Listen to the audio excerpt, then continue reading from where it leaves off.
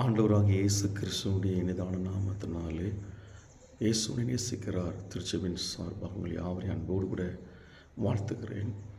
இந்த மாதத்திற்குரிய 2025 டிசம்பர் மாதத்திற்குரிய வாக்குத்தத்த வசனம் சங்கீதம் 115 சங்கீதம் 15 வசனம். வானத்தையும் பூமியையும் படைத்த கர்த்தராலே நீங்கள் ஆஸ்வதிக்கப்பட்டவர்கள் என்ற வாக்குத்தத்த வசனத்தின்படி ஆண்டவராகிய தெய்வம் அவர் நமக்கு மனுஷனிடத்திலிருந்து அல்ல, வானத்தையும் பூமியை படைத்த தேவனிடத்திலிருந்து சொல்லுகிறார். கர்த்தராலே நீங்கள் ஆஸ்வதிக்கப்பட்டவர்கள். தேவன் நம்மை ஆஸ்வதிக்கப் போகிறார். யாரெல்லாம் ஆண்டு ஆஸ்வதிக்கப் போகிறார்? அதே அதிகாரத்தில் 12ஆம் வசனத்தில் இஸ்ரவேல் குடும்பத்தாரை கர்த்தர் ஆசீர்வதிப்பார். அவர் ஆரோன் குடும்பத்தாரை, ஆசாரியர் குடும்பத்தார், தேவனுடைய ஊழியத்தை செய்கிறவர்கள் ரட்சிக்கப்பட்டு தேவனுடைய இடத்துல வந்து அவர் தம் பக்கமாய் வைத்திருக்கிற தெய்வ பிள்ளைகளை ஆண்டவர் ஆஸ்வதிக்கப் போகிறார். 3வது காரியம்,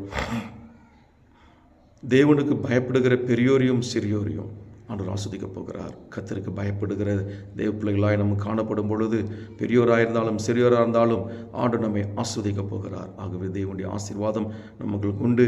ஆகவே இந்த 2025 நம்ம சொல்லி நம்ம ஜெபிக்கணும். யாரையும் நம்ம சபிக்கக்கூடாது.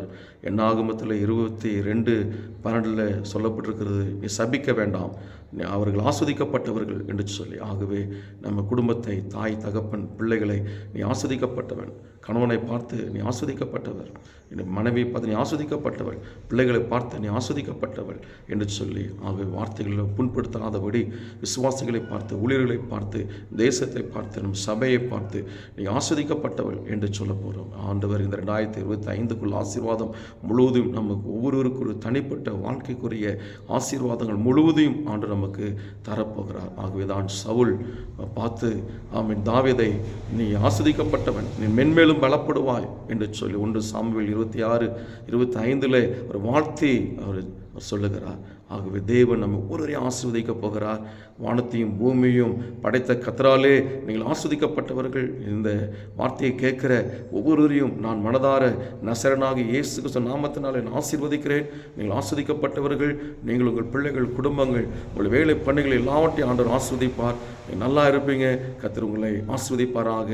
ஆமென். ஜெபிக்கிறேன். பரலோக பிதாவே, ஆண்டவர் இந்த வார்த்தையை கேட்கிற ஒவ்வொருவரையும் தேவன் ஆசீர்வதிங்க, நன்மையினால் நிரப்புங்க. வானத்தையும் பூமியும் படைத்த கர்த்தராலே நீங்கள் ஆஸ்வதிக்கப்பட்டவர்கள். சங்கீதம் 115:15 படி மனதார நான் வாழ்த்துகிறேன். ஒவ்வொருவரையும் தேவன் ஆஸ்வதிப்பீராக. எங்கள் சபைகளை ஆஸ்வதிக்கிறேன். ஆண்டவரே, இதை கேட்கிற ஒவ்வொருவரையும் ஆஸ்வதிக்கிறேன். ஆண்டு ஒவ்வொரு பிள்ளைகளையும் ஆண்டவர் தேவன் நீர் தொட்டு நீர் ஆஸ்வதிப்பீராக. இயேசு கிறிஸ்துவின் ஜெபம் கேளும் பிதாவே. ஆமென். ஆமென். தேவன் தாமே ஒவ்வொருவரையும் ஆஸ்வதிப்பாராக. ஆமென்.